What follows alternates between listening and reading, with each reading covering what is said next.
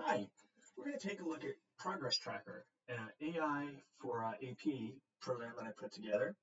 Um, it does a variety of things. The first thing that we're going to take a look at is my favorite thing, which is FRQs.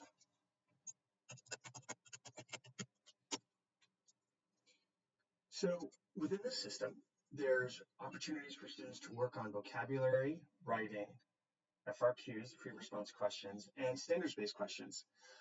The system basically generates questions by sending requests to a large language model, which then generates problems for students to work on. By clicking on free response practice, that's where we'll start.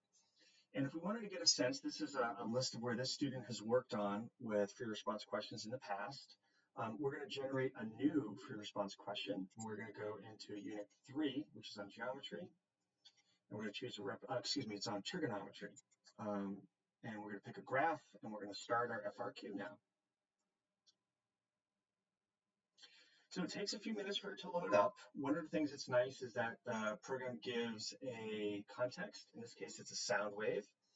And it gives us an equation, which is laid out in LaTeX, which I think is super pretty.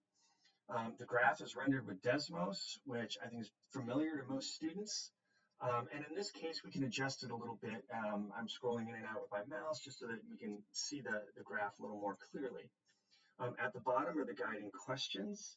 Those questions are consistent with what you might expect from the AP exam.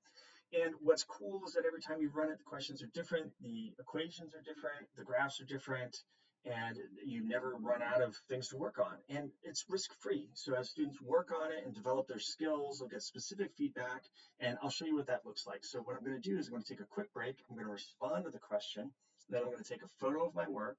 I'm going to upload it, and then I'm going to pass it to get it scored. So I'll be right back.